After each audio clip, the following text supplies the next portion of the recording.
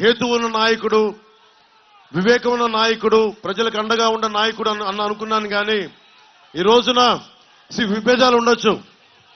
నేను చంద్రబాబు గారితో విభేదించాం, చింతమనేని ప్రభాకర్తో విభేదించాం. ఎక్కడా కూడా పాలసీ దాటి వ్యక్తిగతంగా కానీ ఒక్క మాట మాట్లాడాలి. ఆయన కూడా అంతే, నాతో మాట్లాడారు, విభేదించాం. రాజకీయాలు విభేదాలు ఉంటాయి, పాలసీ పరమైన అభిప్రాయ భేదాలు ఉంటాయి, మాట అనుకుంటాం. కానీ దానికి ఒక పరిమితి ఉంటుంది. కానీ వల్లభనేని వంశీ గారు, నాకు ఇందాక మన యార్లగడ్డ వెంకట్రావు గారు చెప్తా ఉన్నారు, మీరు కూటమికి, ముఖ్యంగా జనసేన మద్దతుదారులకి, జనసేన నాయకులకి, జనసేన వీర మహిళలకి ప్రత్యేకించిన విన్నపం. వల్లభనేని వంశీ గారు చెప్తున్నది నా దృష్టికి వచ్చింది.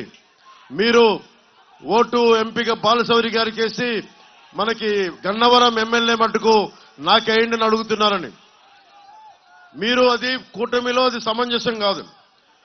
ముఖ్యంగా మనం అందరం గౌరవించే తెలుగుదేశం వ్యవస్థాపక అధ్యక్షులు స్వర్గీయ నందమూరి తారక రామారావు గారు,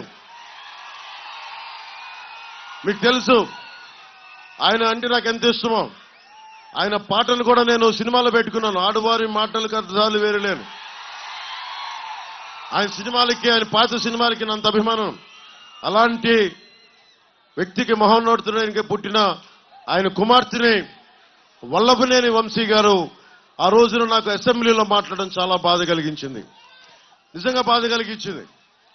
అరే, మీకు చంద్రబాబు గారితో విభేదాలు ఉండటం వేరు, లోకేష్ గారితో విభేదాలు ఉండటం వేరు, కానీ వచ్చి నిజంగా పాపం భువనేశ్వరి గారిని ఆ విధంగా కించపరిచేలా మాట్లాడటం నాకు చాలా చాలా బాధ కలిగించింది. జనసేన, ఊహించుకోండి, భువనేశ్వరి గారిని అంటే నా సోదరుని అన్నట్టే, భువనేశ్వరి గారిని అన్నట్టు నా సోదరుని అన్నట్టే.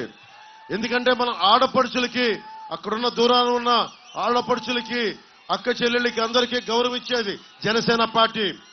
నాయకులతో అభిప్రాయ భేదాలు ఉండొచ్చు, వైసీపీ నాయకులతో అభిప్రాయ భేదాలు ఉండొచ్చు, జగన్ గారితో కూడా విభేదాలు ఉన్నాయి. కానీ ఎప్పుడు కూడా వారి సతీమణిని ఎప్పుడు కించపరిచేలా మాట్లాడలేదు.